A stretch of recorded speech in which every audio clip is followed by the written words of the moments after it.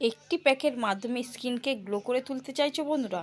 তো চটপট এই ভিডিওটি দেখে ফেলো আর আমার মতন এইরকম ফর্সা উজ্জ্বল ত্বক করে তুলে ফেলো। তো ভিডিওটি দেখার জন্য বন্ধুরা চ্যানেলটিকে সাবস্ক্রাইব এবং লাইক করে দিও। তো প্রথমে এই নিয়ে নিতে হবে একটি বোলের মধ্যে মিল্ক, তারপর অ্যাড করে নিচ্ছি কিন্তু 2 থেকে 3 ফোঁটা নারকেল তেল। কোকোনাট অয়েল স্কিনের অয়েলি বজায় রাখতে সাহায্য করে, তাই এখানে কোকোনাট অয়েলটা ব্যবহার করা হয়েছে। তারপর 1 চামচ আমরা নিয়ে নেব কিন্তু চিনিটা খুব ভালো করে আমাদের প্রথমত মিক্স করে নিতে হবে এই মিল্কের সাথে, একেবারে মিক্স হয়ে যাবে।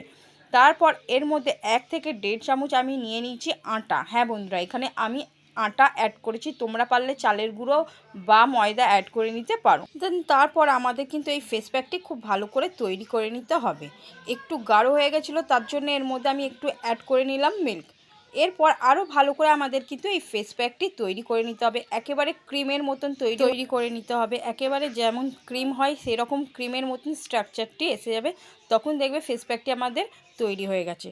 তো আমার ফেস প্যাকটি অলমোস্ট তৈরি হয়ে গেছে, তোমরা দেখতেই পাচ্ছ। এইরকম একেবারে ক্রিমের মতন ফেস প্যাকটি তৈরি করে নেবে। তারপর তোমরা স্কিনের মধ্যে এই ফেস প্যাকটি অনায়াসেই অ্যাপ্লাই করে নিতে পারো। তো এরপর আমি স্কিনের মধ্যে খুব ভালো করে অ্যাপ্লাই করে নিচ্ছি।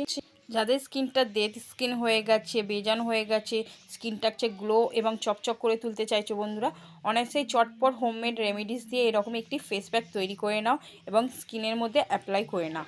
তো আমি খুব ভালো করে মুখের মধ্যে অ্যাপ্লাই করে নিচ্ছি, তোমরা দেখতেই পাচ্ছ। এইভাবে পুরো মুখের মধ্যে প্রথমত আমাদের স্কিনে অ্যাপ্লাই করে নিতে হবে। দেন তারপর আমি সেকেন্ড স্টেপটি চলে এসেছি। সেকেন্ড স্টেপটি আমি নিয়ে নিচ্ছি কিন্তু গাছের অ্যালোভেরা জেল।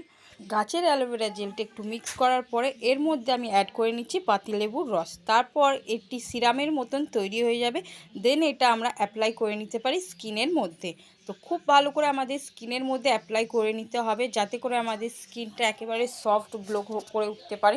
সেই জন্যই অ্যালোভেরা দিয়ে পাতিলেবুর রস দিয়ে কিন্তু সিরামটি তৈরি করে আমরা স্কিনের মধ্যে অ্যাপ্লাই করে নিচ্ছি। যাদের পাতিলেবু স্যুট করে না তারা কিন্তু পারলে রোজ ওয়াটার অ্যাপ্লাই করে নিতে পারো। এরপর এটা 10 মিনিট রেখে দেওয়ার পরে স্কিনটা ওয়াশ করে নেবে নর্মাল জল দিয়ে, স্কিনটা পরিষ্কার ও উজ্জ্বল হয়ে যাবে বন্ধুরা।